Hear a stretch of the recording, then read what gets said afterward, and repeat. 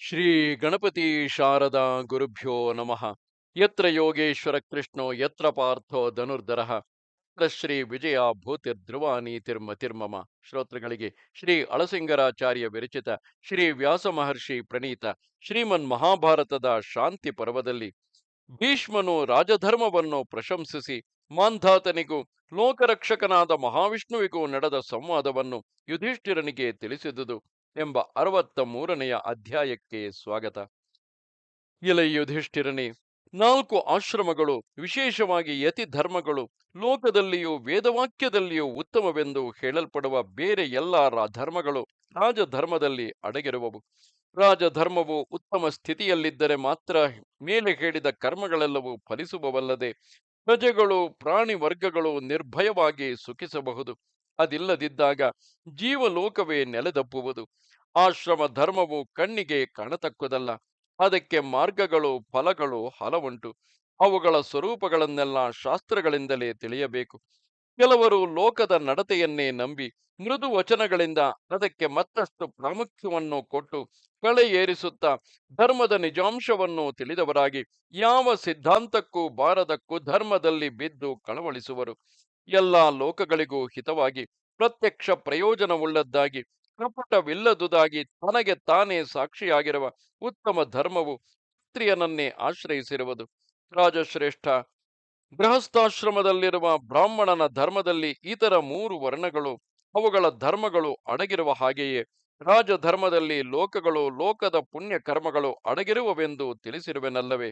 ರಾಜೇಂದ್ರ, ಅನೇಕ ವೀರ ಕ್ಷತ್ರಿಯರು ದಂಡ ನೀತಿ ವಿಷಯದಲ್ಲಿ ತಮಗಿದ್ದ ಸಂದೇಹದಿಂದ ಆಶ್ರಮ ಧರ್ಮ ರಾಜ ಧರ್ಮಗಳಲ್ಲಿ ಒಂದೊಂದನ್ನು ತುಲನ ಮಾಡಿ ಪರೀಕ್ಷಿಸುವುದಕ್ಕಾಗಿ ಹಿಂದೆ ಸೃಷ್ಟಿಕರ್ತನು ಸರ್ವವ್ಯಾಪಕನು ಸರ್ವಾಂತರ್ಯಾಮಿಯೂ ದೇವದೇವನು ತೇಜೋಮಯನು ಲೋಕರಕ್ಷಕನೂ ಆದ ಭಗವಂತನಲ್ಲಿಗೆ ಹೋದರು. ಅದರ ತಾರತಮ್ಯ ಸ್ಥಿತಿಯನ್ನು ತಿಳಿಯಲು ಸಾಕ್ಷಾತ್ ಶ್ರೀಮನ್ನಾರಾಯಣನನ್ನು ಉಪಾಸಿಸಿ ಅದರ ಸಿದ್ಧಾಂತವನ್ನು ತಿಳಿದರು. ಆದಿ ಮಧ್ಯಾಂತರಹಿತನಾದ ಆ ಭಗವಂತನು ಆದಿಯಲ್ಲಿ ಸೃಜಿಸಿದ ಸಾಧ್ಯರು, ವಸುಗಳು, ಅಶ್ವಿನಿ ದೇವತೆಗಳು, ರುದ್ರರು, ವಿಶ್ವೇ ದೇವತೆಗಳು, ಸಿದ್ಧರು, ಮರುದ್ಗಣಗಳು ಇವರೆಲ್ಲ ಕ್ಷತ್ರಿಯ ಧರ್ಮದಲ್ಲಿ ಇದ್ದವರೇ. ನಿನಗೆ ಇದರ ನಿಜ ಸ್ಥಿತಿಯನ್ನು ತಿಳಿಯಲು ಇನ್ನೂ ಒಂದು ಉದಾಹರಣೆಯನ್ನು ತಿಳಿಸುವೆನು ಕೇಳು. ಪೂರ್ವದಲ್ಲಿ ಪ್ರಪಂಚವೆಲ್ಲ ಸಮುದ್ರದಿಂದ ಹೇಗೋ ಹಾಗೆ ಅಸುರರಿಂದ ಆವೃತವಾಗಿ ಮರ್ಯಾದೆ ತಪ್ಪಿ ಹೋಗಿದ್ದಾಗ ಮಹಾಪರಾಕ್ರಮಿಯಾದ ಮಾಂಧಾತೃವೆಂಬ ರಾಜನು ರಾಜ್ಯವಾಳುತ್ತಿದ್ದನು. ಅವನು ಶ್ರೀಮನ್ನಾರಾಯಣನನ್ನು ಸಾಕ್ಷಾತ್ಕರಿಸಲು ಒಂದು ಯಾಗವನ್ನು ಆರಂಭಿಸಿದನು. ಭಗವಂತನು ಆ ರಾಜನಿಗೆ ಇಂದ್ರ ರೂಪದಿಂದ ಕಾಣಿಸಿಕೊಂಡನು. ಕಪಟ ವೇಷದ ಆ ವಿಷ್ಣುವಿಗೂ ಮಾಂಧಾತನಿಗೂ ವಿಷ್ಣುವನ್ನು ದರ್ಶಿಸುವ ವಿಷಯವಾಗಿ ಅಮೋಘ ಸಂಭಾಷಣೆ ನಡೆಯಿತು. ಆಗ ಇಂದ್ರನು, ರಾಜೇಂದ್ರ, ನೀನು ಅಪೇಕ್ಷಿಸುವುದೇನು? ಮಾಯಾಮಯನು, ಅಮಿತ ವೀರ್ಯನು, ಪುರಾಣ ಸ್ವರೂಪಿಯೂ ಆದಿದೇವನು ಅಂತರ್ಯಾಮಿಯೂ ಆದ ಆ ಪರಮಾತ್ಮನನ್ನು ನೀನು ಕಾಣಬೇಕೆಂದಿರುವೆಯಲ್ಲವೇ. ಅವನನ್ನು ನೋಡುವ ಶಕ್ತಿಯು ನನಗೂ ಇಲ್ಲ. ಸಾಕ್ಷಾತ್ ಬ್ರಹ್ಮದೇವನಿಂದಲೂ ಸಾಧ್ಯವಿಲ್ಲ. ರಾಜ, ಅದೊಂದು ಹೊರತು ಬೇರೆ ಯಾವುದನ್ನು ಕೇಳಿದರೂ ಕೊಡುವೆನು. ಪ್ರಜೆಗಳಿಗೆ ಆಧಾರನಾಗಿ ಪ್ರಜೆಗಳಿಗೆ ಆಧಾರನಾದ ನೀನು ಸತ್ಯಶೀಲನಾಗಿ ಧರ್ಮಾತ್ಮನಾಗಿ ಇಂದ್ರಿಯಗಳನ್ನು ಜಯಿಸಿ ಪರಾಕ್ರಮಿಯಾಗಿರುವುದರಿಂದ ದೇವತೆಗಳೆಲ್ಲರೂ ನಿನ್ನಲ್ಲಿ ವಾತ್ಸಲ್ಯವುಳ್ಳವರಾಗಿರುವರು. ಬುದ್ಧಿ, ಶ್ರದ್ಧೆ, ಭಕ್ತಿ ಇವುಗಳಲ್ಲಿ ನೀನು ಉತ್ತಮನೆನಿಸಿಕೊಂಡಿರುವುದರಿಂದ ನೀನು ಅಪೇಕ್ಷಿಸುವ ಬೇರೆ ವರಗಳನ್ನೆಲ್ಲ ಕೊಡುವೆನು ಎಂದನು.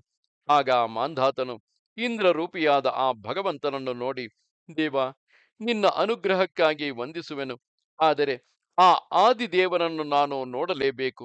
ನಾನಾದರೂ ಈಗ ಸಮಸ್ತ ಭೋಗಗಳನ್ನು ತ್ಯಜಿಸಿ ಯತಿಗಳ ದಾರಿಯನ್ನು ಅನುಸರಿಸಿ ಧರ್ಮಾರ್ಜನೆಗಾಗಿ ವನವಾಸಕ್ಕೆ ಹೋಗಬೇಕೆಂದಿರುವೆನು. ವಿಶಾಲವಾದ ಮತ್ತು ಅಪ್ರಮೇಯವಾದ ಕ್ಷತ್ರಿಯ ಧರ್ಮದಿಂದ ನಾನು ಉತ್ತಮ ಲೋಕಗಳನ್ನು ಗಳಿಸಿದನು. ಭೂಲೋಕದಲ್ಲಿ ನನ್ನ ಕೀರ್ತಿಯು ನಾಟಲ್ಪಟ್ಟಿತು. ಇನ್ನೂ ಅತಿಶಯವಾದ ಧರ್ಮವನ್ನು ಇಲ್ಲಿಯೇ ಎದ್ದುಕೊಂಡು ಮಾಡಲು ನಾನು ಶಕ್ತನಲ್ಲವೆಂದನು. ಆಗ ಇಂದ್ರನು, ರಾಜೇಂದ್ರ, ರಾಜ್ಯದಲ್ಲಿದ್ದವರು ಧರ್ಮಬುದ್ಧಿಯುಳ್ಳವರಾಗಿದ್ದರೆ ಶ್ರದ್ಧೆಯಿಂದ ಒಳ್ಳೆ ಪದವಿಯನ್ನು ಹೊಂದುವುದಕ್ಕೂ ಇತರರನ್ನು ಆ ಪದವಿಗೆ ಹೊಂದಿಸುವುದಕ್ಕೂ ಶಕ್ತರಾಗುವರು. ದೇವದೇವನಿಂದ ಆದಿಯಲ್ಲಿ ಹುಟ್ಟಿದುದು ರಾಜಧರ್ಮವೇ. ಅದರಲ್ಲಿ ಉಳಿದ ಧರ್ಮಗಳೆಲ್ಲವೂ ಅಂತರ್ಗತಗಳಾಗಿ ಅದರಲ್ಲಿ ಅಂಗಗಳಂತಿವೆ. ವಾನಪ್ರಸ್ಥಾದಿಗಳಾದ ಇತರ ಧರ್ಮಗಳೆಲ್ಲ ಅನಿತ್ಯ ಫಲವುಳ್ಳವುಗಳು. ರಾಜಧರ್ಮವೇ ಉತ್ತಮವೆನಿಸಿರುವುದು. ಈ ರಾಜಧರ್ಮದಲ್ಲಿ ಮಿಕ್ಕವುಗಳೆಲ್ಲವೂ ಅಡಗಿರುವುದರಿಂದಲೇ ಇದು ಹಿರಿಯರಿಂದ ಉತ್ತಮ ಧರ್ಮವೆನಿಸಿ ಶ್ಲಾಘಿಸಲ್ಪಟ್ಟಿರುವುದು. ಹಿಂದೆ ಭಗವಂತನು ರಾಜಧರ್ಮದಿಂದಲೇ ಶತ್ರುಗಳನ್ನು ಜಯಿಸಿ ದೇವತೆಗಳನ್ನು ಮಹರ್ಷಿಗಳನ್ನು ರಕ್ಷಿಸಿರುವನು. ಲೋಕಕಂಟಕರಾದ ದೈತ್ಯರನ್ನೆಲ್ಲ ಆ ರೂಪದಿಂದ ಭಗವಂತನು ನಿರ್ಮೂಲ ಮಾಡದೆ ಹೋಗಿದ್ದರೆ ಇದುವರೆಗೆ ಬ್ರಹ್ಮದೇವನು, ಬ್ರಾಹ್ಮಣರು, ಸನಾತನ ಧರ್ಮಗಳು ಎಲ್ಲರೂ ನಾಶ ಹೊಂದುತ್ತಿದ್ದುವೇ ಹೊರತು ಸುರಕ್ಷಿತವಾಗಿ ಇದ್ದಿರಲಾರವು. ದೈತ್ಯರಿಂದ ಆವರಿಸಲ್ಪಟ್ಟ ಈ ಭೂಮಿಯಲ್ಲಿ ದೇವದೇವನು ಅಸುರರನ್ನು ಸಂಹರಿಸದಿದ್ದರೆ ಧರ್ಮ ಪ್ರವರ್ತಕರಾದ ಎಲ್ಲ ದೇವರ್ಷಿಗಳ ನಾಶದಿಂದ 4 ಮತಾಚಾರಗಳು, ಆಶ್ರಮ ಧರ್ಮಗಳು ಲೋಕದಲ್ಲಿ ನಾಶ ಹೊಂದುತ್ತಿದ್ದವು. ಒಂದೊಂದು ಯುಗದಲ್ಲಿಯೂ ನಾನಾ ಕಾರಣಗಳಿಂದ ಕ್ಷೀಣಿಸುತ್ತಾ ಬಂದ ಶಾಶ್ವತ ಧರ್ಮಗಳೆಲ್ಲ ರಾಜಧರ್ಮದಿಂದಲೇ ತಿರುಗಿ ತಲೆ ಎತ್ತಿ ಅಭಿವೃದ್ಧಿಗೆ ಬರುತ್ತಿರುವವು.